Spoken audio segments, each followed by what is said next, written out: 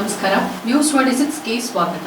ಕಲಬುರಗಿ ಜಿಲ್ಲೆಯಲ್ಲಿ ದಿನಾಂಕ 19/9/2025ರಂದು ಪಟ್ಟಣದಲ್ಲಿರುವ ಸರ್ಕಾರಿ ಕೃಷಿ ಮಾರುಕಟ್ಟೆ ಮೇಲಿರುವ ಕನ್ನಡ ನಾಮಫಲಕವನ್ನ ಕಿತ್ತಿ ಎಸೆದಿರುವ ಆಡಳಿತ ಮಂಡಳಿ ಹಾಗೂ ಸರ್ಕಾರಿ ಅಧಿಕಾರಿಗಳಿಗೆ ಕರವೇ ಕಾರ್ಯಕರ್ತರು ಮಸಿ ಬಳದಿರುವ ಕಾರಣಕ್ಕಾಗಿ ಕರ್ನಾಟಕ ರಕ್ಷಣಾ ವೇದಿಕೆ 11 ಸದಸ್ಯರ ಮೇಲೆ ಕಾರ್ಯಕರ್ತರ ಮೇಲೆ ಎಫ್ಐಆರ್ ದಾಖಲಿಸಿ ಬಂಧಿಸಿರುತ್ತಾರೆ. 11 ಜನ ಕರವೇ ಕಾರ್ಯಕರ್ತರ ಮೇಲೆ ಯಾವುದೇ ಕಾನೂನು ಕ್ರಮ ಜರುಗಿಸದೆ ಶೀಘ್ರದಲ್ಲಿ ಬಿಡುಗಡೆ ಮಾಡಬೇಕು ಅಂತ ಈ ಮೂಲಕ ಕೇಳಿಕೊಳ್ಳಲಾಗುತ್ತಿದೆ. ಸರ್ಕಾರದ ಆದೇಶದ ಪ್ರಕಾರ 60% ಕನ್ನಡ ನಾಮಫಲಕ ಕಡ್ಡಾಯವಾಗಿ ಹಾಕಬೇಕು. ನಾಮಫಲಕ ತೆರವುಗೊಳಿಸಿದ ಅಧಿಕಾರಿಗಳನ್ನ ಬೇಗನೆ ಕೆಲಸದಿಂದ ವಜಾ ಮಾಡಬೇಕೆಂದು ಕರ್ನಾಟಕ ರಕ್ಷಣೆ ವೇದಿಕೆಯ ವಿಜಯಪುರ, ಬಾಗಲಕೋಟೆ, ಅವಳಿ ಜಿಲ್ಲೆಯ ಉಸ್ತುವಾರಿಗಳು ಹಾಗೂ ರಾಜ್ಯ ಸಂಘಟನೆಯ ಕಾರ್ಯದರ್ಶಿಯಾದ ಅಶೋಕ್ ಹರಿವಾಳ ಅವರು ಬಸವನ ಬಾಗೇವಾಡಿ ತಹಶೀಲ್ದಾರ್ ಅವರ ಮೂಲಕ ಮಾನ್ಯ ಮುಖ್ಯಮಂತ್ರಿಗಳಿಗೆ ಮನವಿಯನ್ನ ನೀಡಿ ಮಾತನಾಡಿದರು.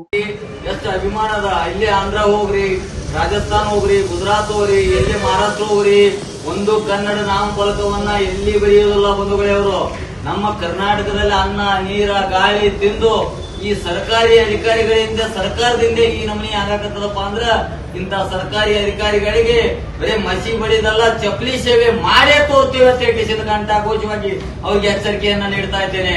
ಅದ್ರ ಸಲುವಾಗಿ ಸನ್ಮಾನ್ಯ ಶ್ರೀ ಟಿ ಎನ್ ನಾರಾಯಣಗೌಡರು ನಿನ್ನೆ ತಾನೇ ಹೇಳಿದರೆ, ಆದ್ರೆ ನಾವು ಸಂಕ್ಷಿಪ್ತವಾಗಿ ತಹಸೀಲ್ದಾರ್ ಸಾಹೇಬ್ರ ಮೂಲಕ ಘನ ಸರ್ಕಾರ ಮಾನ್ಯ ಸಿದ್ದರಾಮಯ್ಯ ಸಾಹೇಬ್ರಿಗೆ ಮನವಿಯನ್ನು ನೀಡ್ತಾ ಇದ್ದೇವೆ.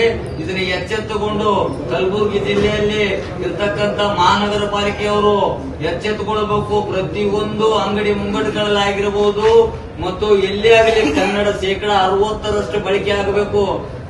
ಒಂದು ವೇಳೆ ಎಲ್ಲಿ ಬಳಕೆ ಆಗಿಲ್ಲ ನಾಮಫಲಕ ಇದು ಮಹಾನಗರ ಪಾಲಿಕೆ ವಿರುದ್ಧ ಕೂಡ ನಮ್ಮ ಕರ್ನಾಟಕ ರಕ್ಷಣಾ ವೇದಿಕೆ ಕರೆ ನೀಡಿದ್ರ ಅಲ್ಲೆಲ್ಲರೂ ಮುನ್ನುಗ್ಗಿ ಮಹಾನಗರ ಪಾಲಿಕೆ ವಿರುದ್ಧನೂ ಹೋರಾಟ ಮಾಡಬೇಕಾಗ್ತದಂತೇಳಿ ಈ ಸಂದರ್ಭದಲ್ಲಿ ಎಚ್ಚರಿಕೆಯನ್ನು ನೀಡ್ತಾ ನಾನೊಂದೆರಡು ಮಾತು ಮುಗಿಸುತ್ತೇನೆ. ಜೈ ಕರವೇ, ಜೈ ನಾರಾಯಣಗೌಡ. ಇದಾಗಿತ್ತು ಲೇಟೆಸ್ಟ್ ಅಪ್ಡೇಟ್ಸ್. ಇನ್ನಷ್ಟು ಸುದ್ದಿಗಾಗಿ ನೋಡ್ತಾ ಇರಿ ನ್ಯೂಸ್ 26 ಕನ್ನಡ.